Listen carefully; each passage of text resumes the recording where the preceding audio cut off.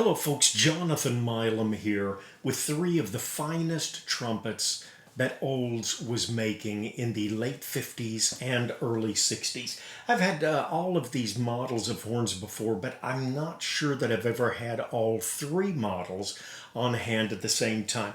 I have got a 1953 Olds Mendez.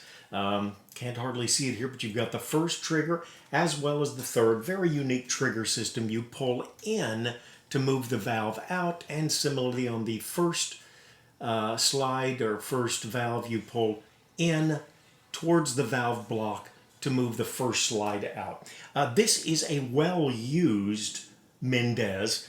They began making them, I believe, in '52, and a lot of information I've gleaned through the years, but the Olds Central, I'll put a link to that, and of course Syntex Brass, who always seems to have a disgustingly wonderful and enticing amount of Olds horns.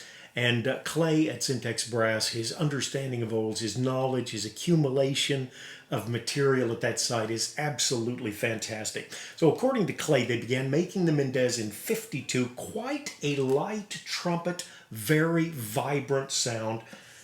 And of course, Rafael Mendez, great classical trumpeter, repped that horn, and that's why it bears his name. Then I've got an Olds Super. These seem to be quite common, although I'm surprised as I was looking through the Olds Central material.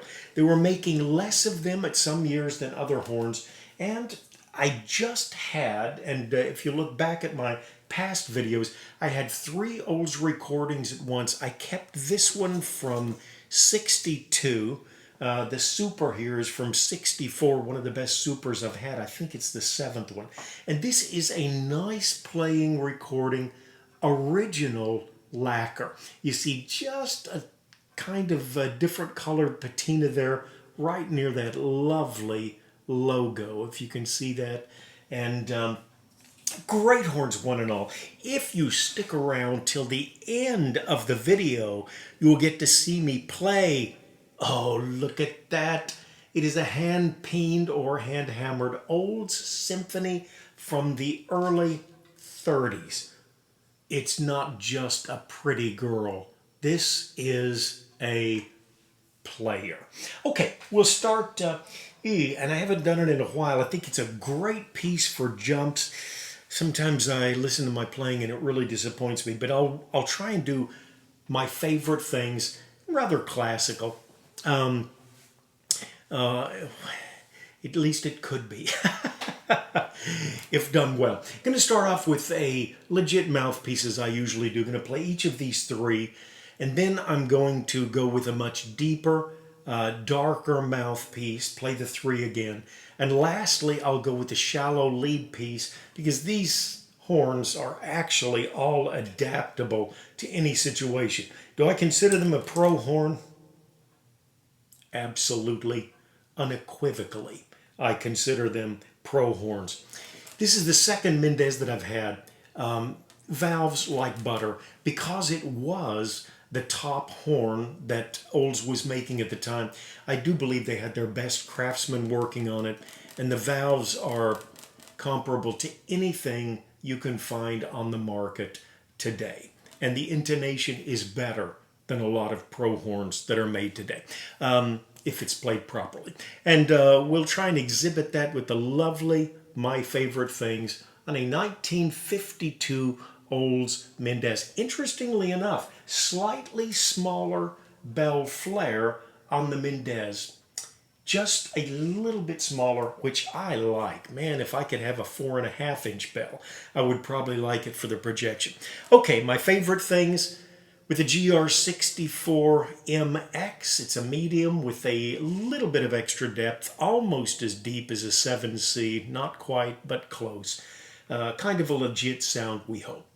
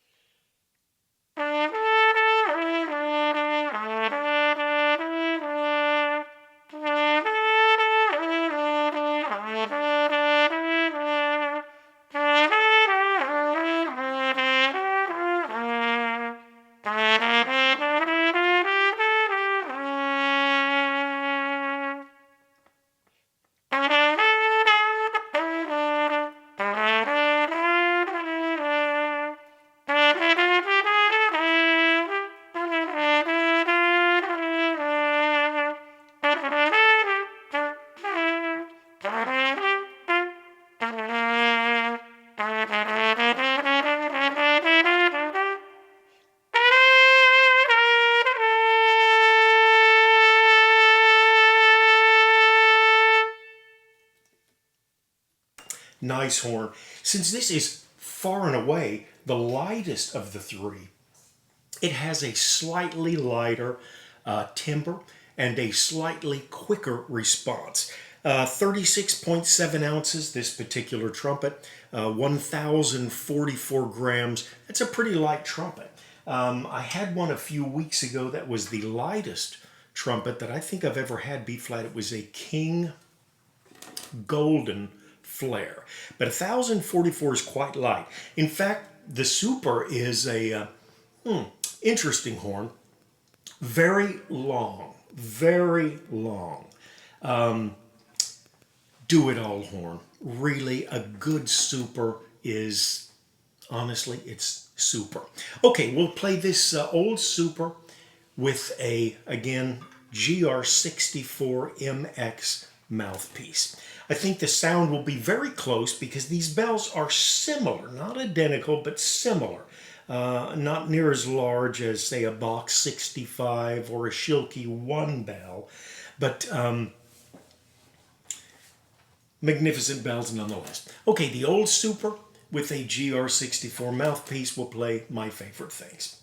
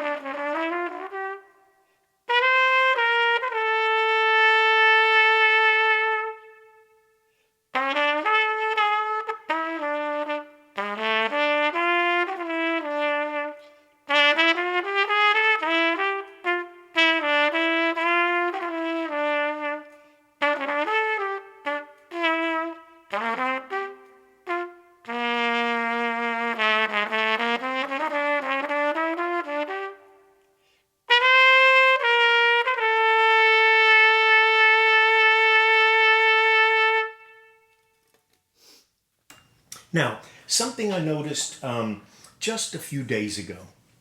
This horn had a brace that had come unsoldered and happened to be at the Master Charlie Melk's just outside Atlanta.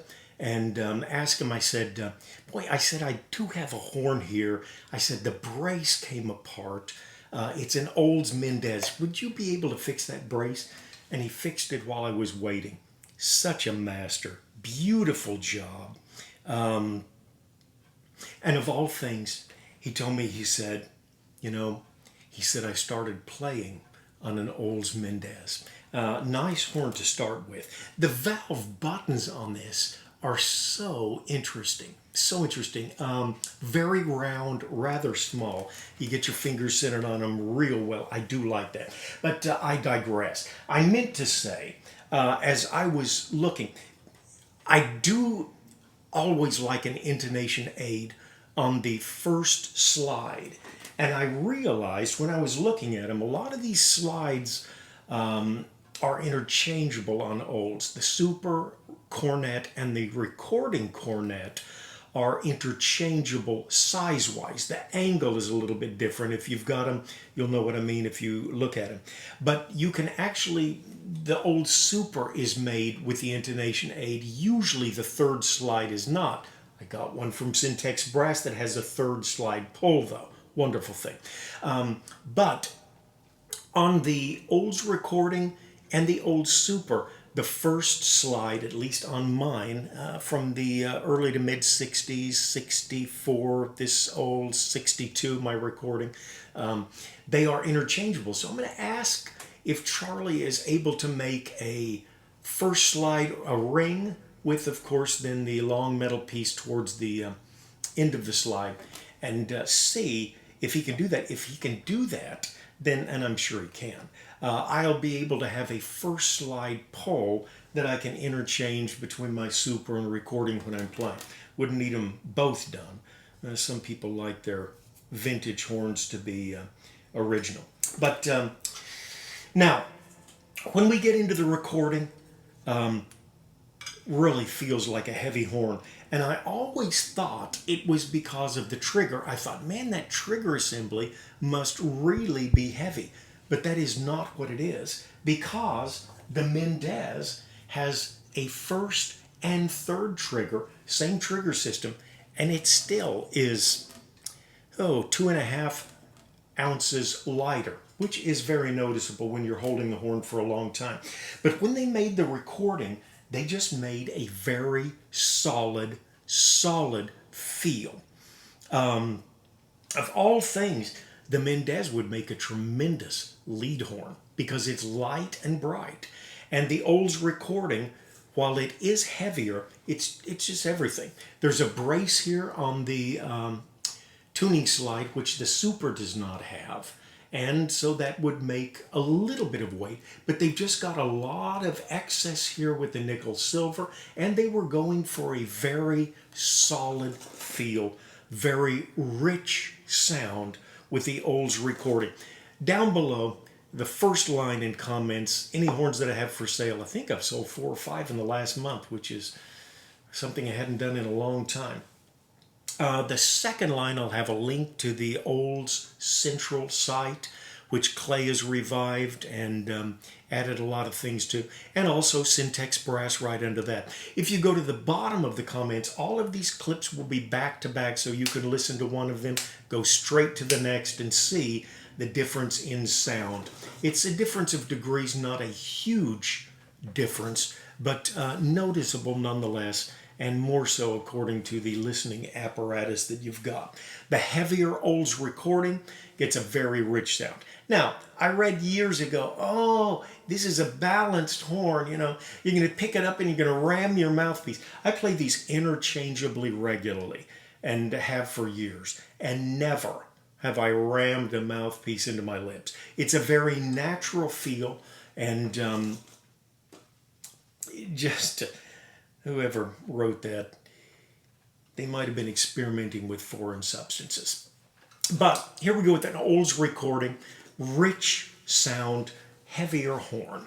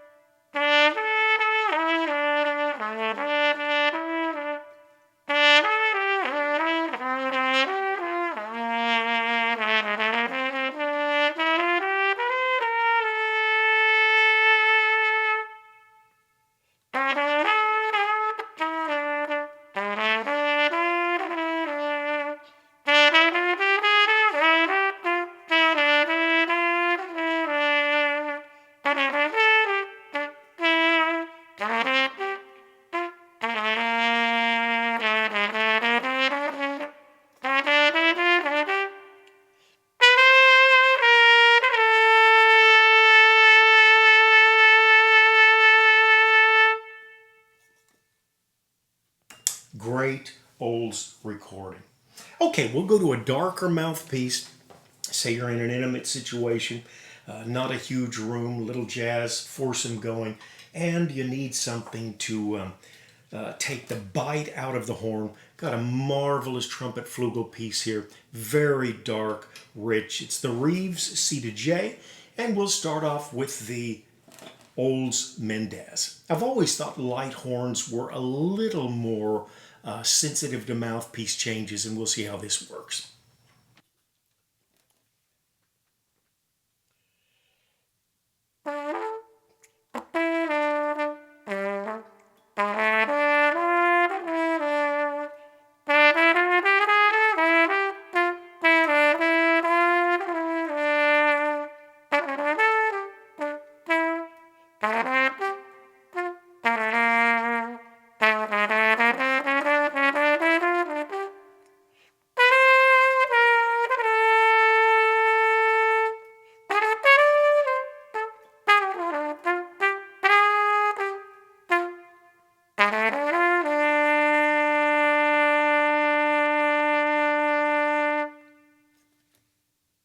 Very nice. Olds Mendez. And we'll do that same thing with the Super.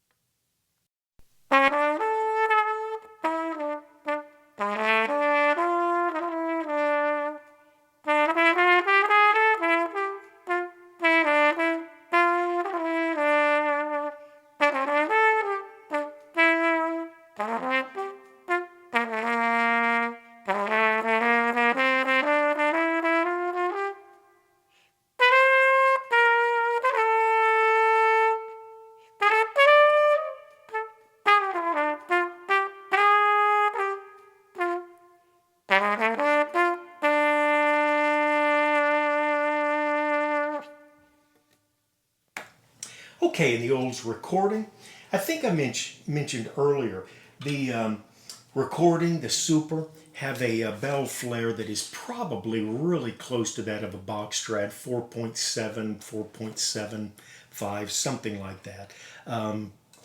But you do get a little heavier horn here, and it'll be interesting to see how it does with that Reeves C2J deep, dark sound as well.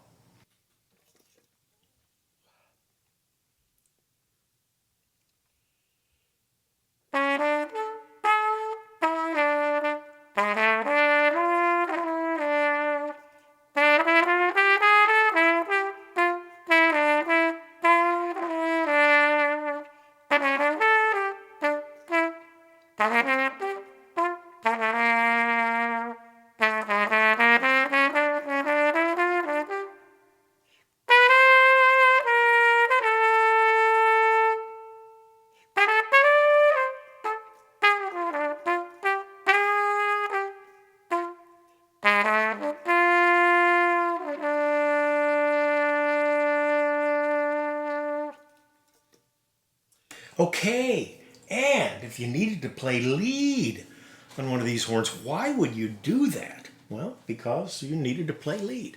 Okay, again, these horns, and if I had to choose one of these mouthpieces for each of these horns, I would take the Mendez for lead. I would put the deep, dark mouthpiece in the super, and I would take the recording for a legit sound, even though I do believe that the Mendez leaned towards a legit horn when it was made for Raphael, or by Olds at least. But the recording just such a rich feel with that heavier horn. Any of these can do anything. And again, I'll reiterate, I definitely would regard each of them as a pro horn with a pro sound. Excellent mouthpiece here. You can do anything with it. It's a very shallow cup, but look at the size of that throat. Just a really big throat, which mellows out its application and its range also.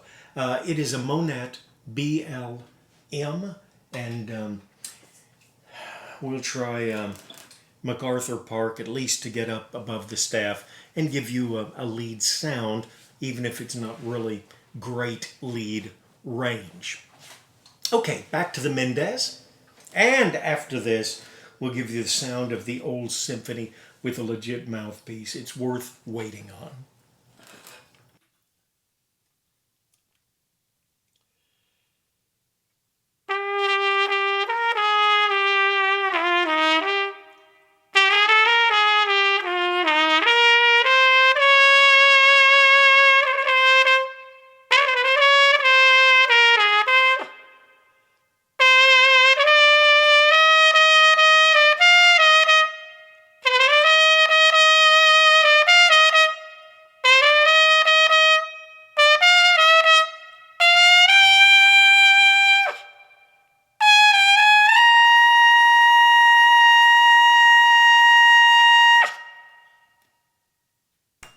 Okay. I honestly just don't play high enough, often enough, to really have lead chops, and just don't like the sound of a horn that much, honestly, above the staff. Sorry. I know we trumpeters tend to like those that can shriek well, but just doesn't appeal to me. I admire it, but I don't like it, if you know what I mean. Okay, this is the old super with the Monette mouthpiece.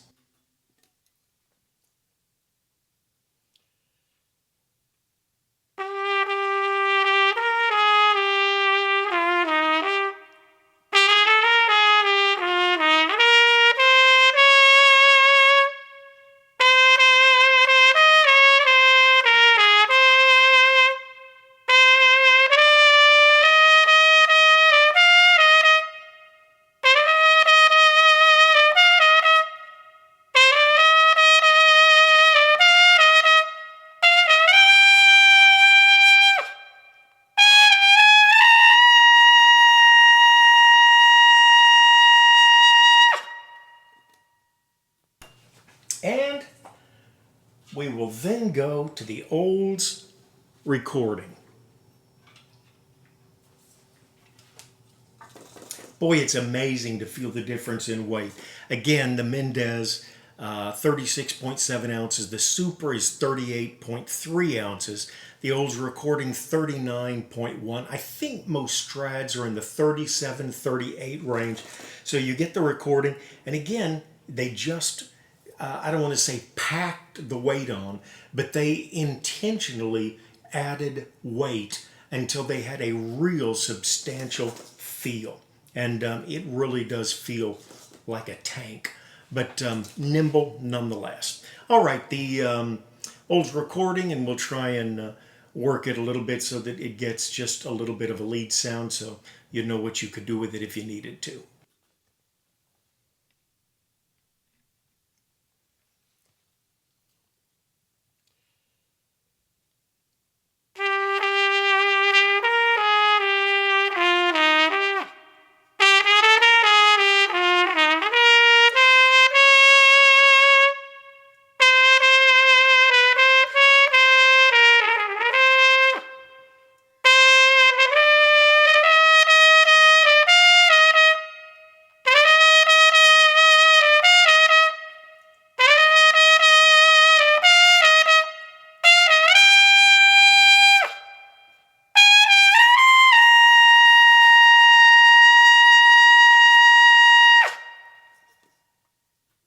Okay, great horns with a legit type mouthpiece, with a lead type mouthpiece, or with a super dark smoky sound. Now, I wanted naturally, one of these hand hammered bells.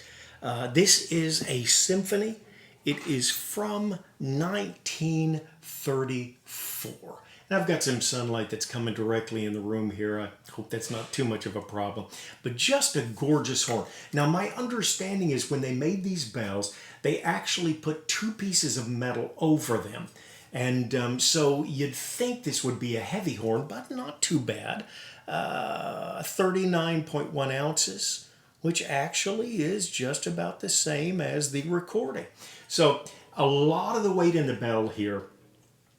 And interestingly enough, of course, they've got your nickel silver for the upper balusters here, and then the brass for the lower block. They did the same thing, of course, for the Super and the recording, but they did not do that for the Mendez because they saved the weight when they did not add the nickel silver to the valve block. So just kind of an interesting function.